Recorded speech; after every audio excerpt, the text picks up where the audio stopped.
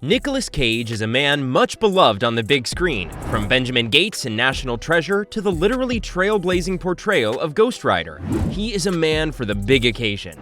But Cage was for a long time a victim of his own fame. Bankruptcy, tax problems, crippling debt, and even issues at home. The actor was on the verge of losing everything. So what really is his story? Nicolas Cage was born on January 7, 1964 in Long Beach, California, as Nicholas Kim Coppola, nephew of legendary filmmaker Francis Ford Coppola, who helped launch his career in the industry. Cage's acting career began in 1982 with a minor role in the film Fast Times at Ridgemont High.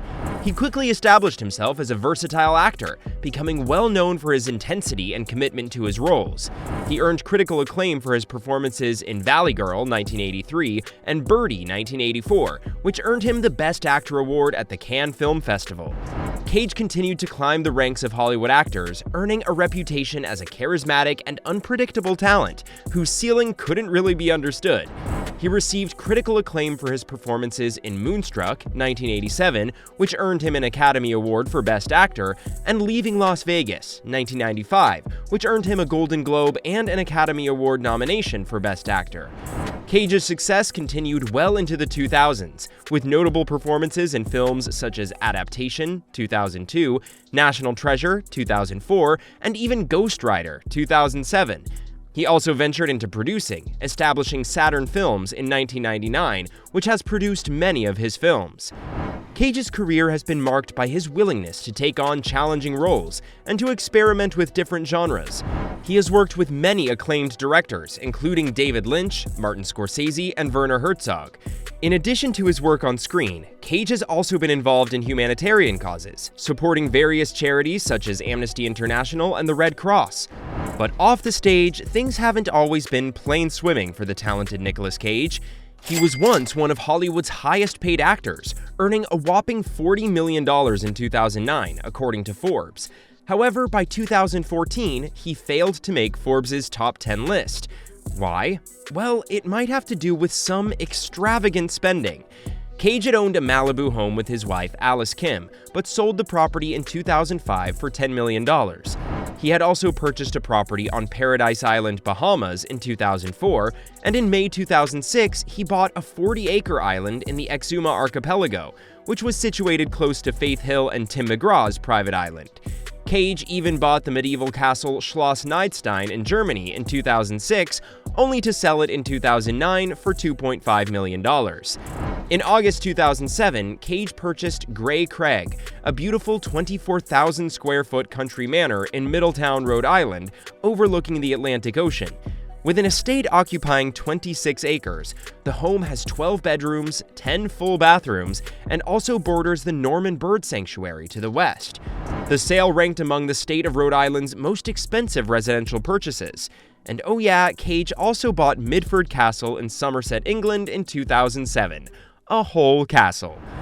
Cage then, unsurprisingly, faced financial troubles, and in July 2009, the IRS filed documents in New Orleans regarding a federal tax lien against Cage's property in Louisiana concerning unpaid federal taxes. The IRS alleged that Cage failed to pay over $6.2 million in federal income tax for the year 2007. He also faced lawsuits from Red Curb Investments and East West Bank for unpaid loans.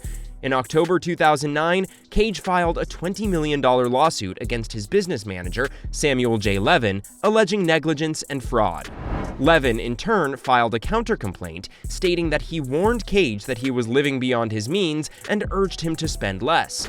Levin's complaint also revealed that instead of listening to him, Cage spent most of his free time shopping for high-ticket purchases, including 15 personal residences, a Gulfstream jet, a flotilla of yachts, and 47 purchases of artwork and exotic items.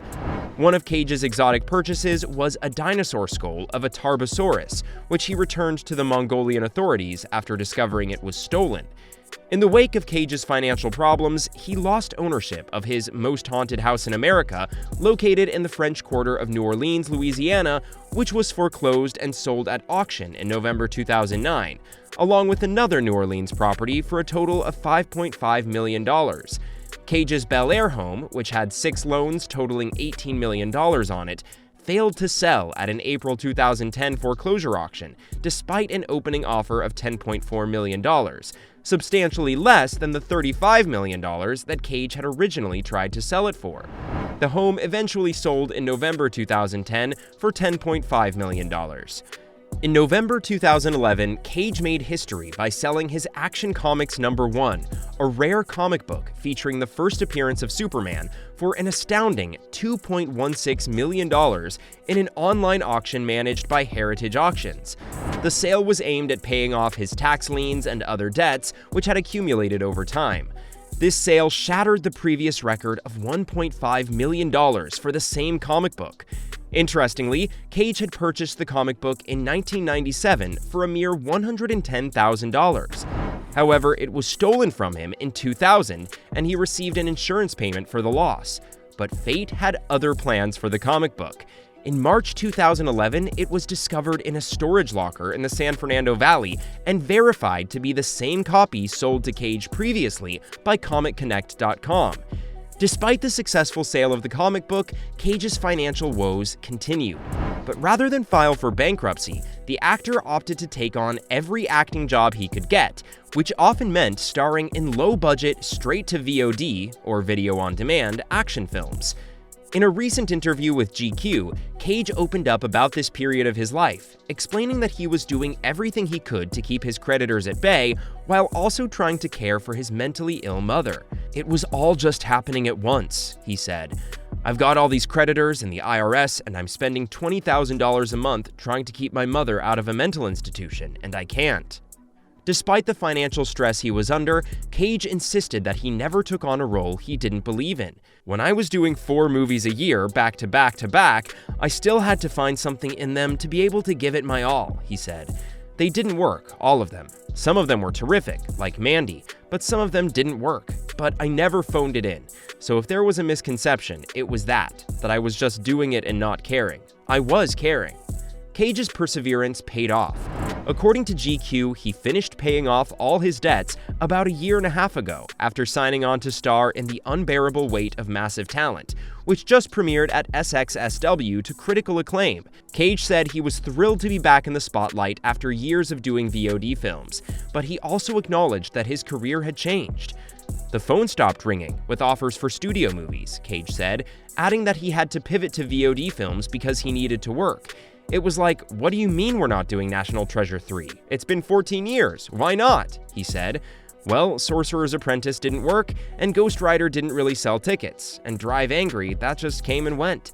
Despite missing out on a potential blockbuster franchise, Cage said he's content to stay in his indie lane, noting that he enjoys making movies like Pig and Leaving Las Vegas more than big-budget action films.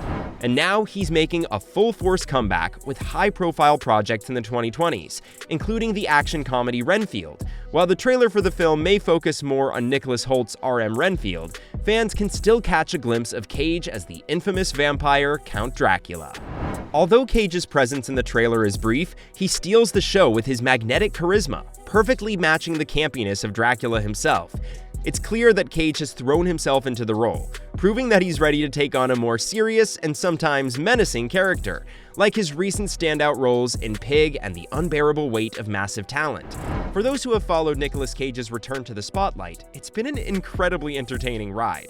Projects like Mandy, Color Out of Space, and Willy's Wonderland have seen Cage take on more serious and sometimes menacing roles, helping to rebuild his reputation as a versatile actor. Renfield looks set to maintain this trend of momentum, and filmmakers will undoubtedly be lining up to work with Cage in the future. So get ready to see more of this talented actor on the big screen, because Nicolas Cage is definitely back.